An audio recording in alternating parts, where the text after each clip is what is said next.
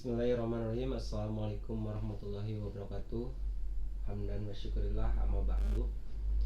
Pada kesempatan kali ini saya dan sahabat saya Muhammad Rifki Al-Asari dan saya Andi Abdul Harati. Pada kesempatan kali ini saya akan berbincang-bincang tentang apa yang dimaksud dengan terjemah, tafsir, dan takwil. Nah, sebagaimana referensi yang telah saya baca, bahwasannya terjemah merupakan memiliki arti secara bahasa, yaitu menafsirkan atau menerangkan dengan bahasa yang lain, dari satu bahasa ke bahasa yang lain. Nah, sedangkan secara istilah, bahwasannya terjemah itu terbagi menjadi dua. Yang pertama terjemah harfiah dan terjemah maknawiyah. Terjemah harfiah yaitu memindahkan kata-kata dari satu bahasa ke bahasa yang lain dengan menyesuaikan dengan susunan kata atau kalimat yang pertama atau kalimat yang aslinya. Sedangkan yang kedua itu terjemah tafsiriyah atau maknawiyah yang memiliki arti menjelaskan maksud dari kalimat asli ke bahasa yang lain tanpa terikat dengan tata tertib kalimat aslinya. Nah, artinya terjemah maknawiyah di sini hanya mengganti dari satu bahasa ke bahasa yang lain dan menyampaikan maksud atau makna dari kata tersebut, seperti itu. Nah, lantas bagaimana menurut Anda gitu, menurut sahabat Rifki tentang arti atau definisi dari referensi yang Anda baca tentang terjemah itu sendiri? Baik, menurut referensi yang saya baca dari sumber-sumber tertentu, ini para ahli menyebutkan salah satunya itu dari Mildred L. Larson, yang mana menjelaskan bahwa terjemah itu adalah pengalihan makna dari bahasa sumber ke bahasa sasaran. Jadi lebih umumnya yang lebih dapat kita cerna secara mudah, terjemah itu adalah pengalihan kata dari bahasa, contohnya bahasa Arab ke bahasa Sunda, atau bahasa Arab ke bahasa Indonesia, atau bahasa Arab ke bahasa Inggris. Mungkin itu lebih mudahnya. Itu maksud dari terjemah. Jadi bebas mau ke bahasa, atau sebaliknya bahasa Inggris ke bahasa Arab, bahasa Sunda ke bahasa Inggris, itu bebas. Nah, mungkin itu. Jadi yang penting dari satu kata ke kata yang lain memiliki sinonim atau memiliki makna yang sama gitu ya. Asal tidak menyalahi dari bahasa sumbernya itu. Jadi antara maksud satu dan lainnya harus sama gitu. Iya, tentunya satu makna yang dapat dipahami ke dalam bahasa lain, mungkin itu. Mungkin itu terkait tentang terjemah yang didefinisikan dari beberapa ahli dan dari beberapa sumber. Nah, kemudian selanjutnya ada yang ilmu tafsir gitu ya.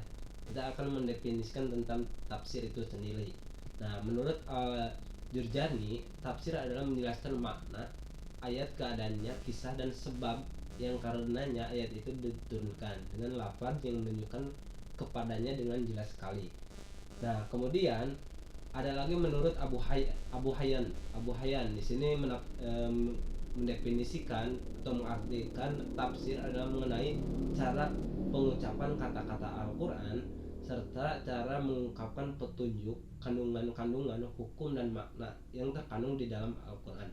Artinya tafsir ini memberikan atau menjelaskan dari maksud ayat-ayat Al-Quran itu ke dalam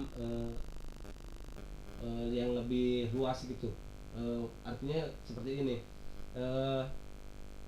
apa yang terkandung, makna yang terkandung dalam Al-Quran itu dikaji dan kemudian diterjemahkan agar mampu dipahami oleh umat manusia, karena Al-Quran itu sendiri merupakan petunjuk bagi umat manusia. Nah, seperti itu. Lantas menurut Anda bagaimana tentang tafsir itu sendiri? Ya, mungkin tafsir lebih untuk menjelaskan makna dari sebuah ayat Al-Quran, ya. Tafsir sendiri itu. Kita ambil contoh saja ya.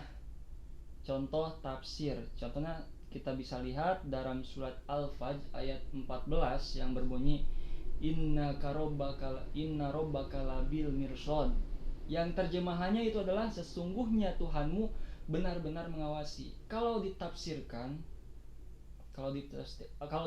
supaya lebih mengerti apa makna dari ayat tersebut, yaitu tafsirnya Allah benar-benar mengawasi segala perilaku para hambanya. Nah, itu tafsir itu. Jadi supaya yang dibaca kita itu mengerti apa maksud dari Al-Quran tersebut, kita bisa mengamalkannya nanti di kehidupan sehari-hari. Mungkin itu gunanya tafsir. Kalau hanya terjemah saja, kadang kita sulit dipahami. Bagaimana ini maksudnya? Ya, gitu. Oh, jadi dari awal kan kita mendefinisikan tentang terjemah lebih kepada mengetahui tentang arti dari ayat Al-Quran itu sendiri. Nah, kemudian tafsir lebih menjelaskan dari arti ayat tersebut. Ya, gitu jadi saling berhubungan itu ya, antara tahap terjemah dan tafsir itu tersendiri. Oh, gitu. Iya. Nah, kemudian ada yang terakhir di sini, ada yang namanya takwil. Takwil kalau menurut Abu Jahra gitu ya, takwil adalah mengeluarkan lafaz dari arti yang jahir kepada makna yang lain, tapi bukan jahirnya gitu kan. Nah, kemudian ada juga yang mengartikan bahwasannya takwil adalah pengertian yang tersirat yang istimbatkan dari ayat Al-Quran berdasarkan alasan-alasan tertentu. Nah, menurut pendapat Anda bagaimana tentang takwil itu sendiri gitu? Karena di sini kan masih perlu ditafsirkan lagi tentang arti dari takwil itu sendiri. Ya, menurut referensi yang saya baca ya di sini, bahwa tafsir dan takwil itu ibarat 11-12 lah. Ibarat 11-12. Jadi 11-12 hampir sama tapi beda. Ya, hampir sama tapi beda. Mungkin secara umumnya kalau kita supaya lebih dapat dicerna, lebih dapat dimengerti secara umumnya, bahwa tafsir itu lebih ke makna secara umum, ya, secara umum. Kalau takwil itu memaknai Al-Quran secara khusus lah, secara lebih dalam mungkin gitu, lebih dalam. Tuh, di sini Al-Asbani pernah berkata, ketahuilah bahwa tafsir menurut istilah para ulama adalah menjelaskan makna-makna Al-Quran dan menjelaskan maksudnya. Jadi lebih umum, lebih dapat dimengerti, supaya yang membaca itu dapat mengamalkannya apa maksud itu tersendiri. Nah, dia lebih umum tafsir tersebut, tergantung adanya makna yang jelas atau yang lainnya. Sedangkan takwil kebanyakan digunakan pada kalimat. Nah, mungkin itu ya perbedaannya. Dan kita cari contohnya tadi, melanjutkan surat Al-Fajr ayat 14 yang berbunyi inna rabbaka labil mirsad, yang terjemahannya sesungguhnya Tuhanmu benar-benar mengawasi. Jika tafsirkan Allah benar-benar mengawasi segala perilaku para hambanya. Nah, itu tafsir. Kalau ditakwilkan, Allah memperingatkan para hambanya yang telah meremehkan dan melalaikan perintah Allah. Nah, jadi takwil itu memaknai Al-Quran secara terperinci, lebih dalam lagi ya. Kalau tafsir bisa dibilang luarnya, kalau takwil itu dalamnya. Mungkin itu ya.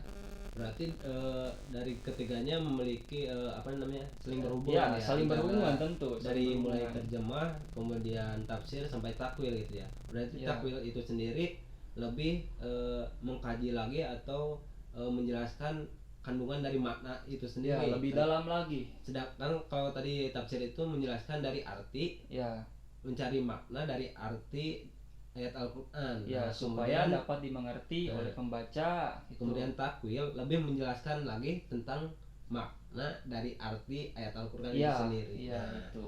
mungkin itu ya sekalian apa namanya kesimpulan dari ketika penjelasan Ya. tersebut. Jadi terjemah itu berfungsi untuk kita mencari tahu dari arti dari ayat Al-Quran, artinya apa, dan kemudian tafsir mencari tahu makna yang terkandung dari arti ayat Al-Quran. Nah kemudian takwil itu mencari apa namanya menjelaskan kembali tentang kandungan makna dari arti ayat Al-Quran itu sendiri. Nah, itu mungkin Anda mau apa namanya Ya.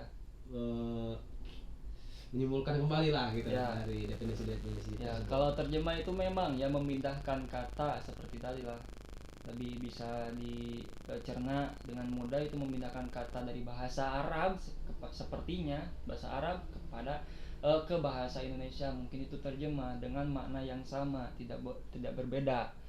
Nah, terkadang ada para ulama yang menjelaskan bahwa tafsir dan takwil itu sama-sama aja. Tapi ada juga para ulama yang menjelaskan bahwa tafsir dan takwil itu berbeda, mungkin tadi penjelasannya.